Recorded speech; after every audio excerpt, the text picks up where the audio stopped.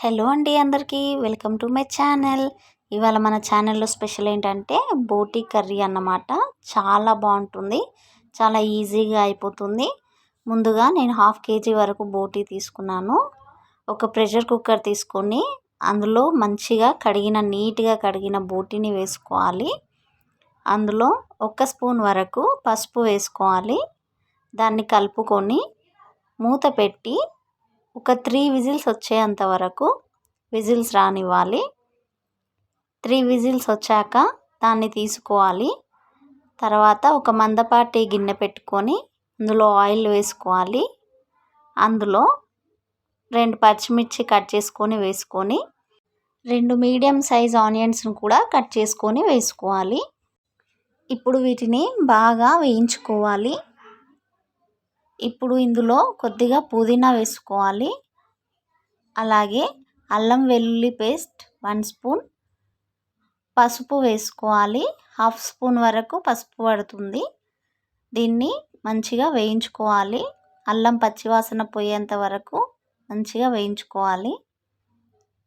ఇప్పుడు మనం ఉడికించిన బోటి ఉంది కదా, దాన్ని ఇందులో వేసుకోవాలి.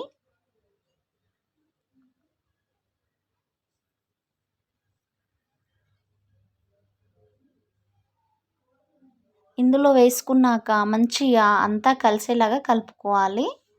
అల్లం వెల్లుల్లి పేస్ట్ అంతా వేసాం కదా, అదంతా దీనికి పట్టాలన్నమాట.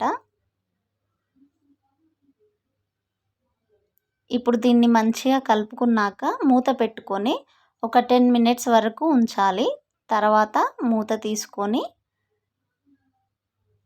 ఇందులో సరిపడినంత కారం వేసుకోవాలి. నేను 1 స్పూన్ వరకు కారం వేస్తున్నాను. అలాగే 1/2 స్పూన్ వరకు సాల్ట్ వేస్తున్నాను. దీన్ని మంచిగా కలుపుకోవాలి. కారం ఎక్కువ తినే వాళ్ళు ఉంటే 1.5 స్పూన్ వరకు వేసుకోవచ్చు. ఇప్పుడు ఇదంతా కలిసాక ఇందులో టీ గ్లాసెస్ ఉంటాయి కదా, వాటితో 2 గ్లాసెస్ వరకు వాటర్ పోసుకోవాలండి. ఇప్పుడు మూత పెట్టుకొని ఒక 10 మినిట్స్ వరకు లో ఫ్లేమ్లో ఉంచాలి. తర్వాత మూత తీసుకోవాలి. ఇందులో 1 స్పూన్ వరకు గరం మసాలా పౌడర్ వేస్తున్నానండి. అలాగే కొంచెం కొత్తిమీర వేసుకోవాలి.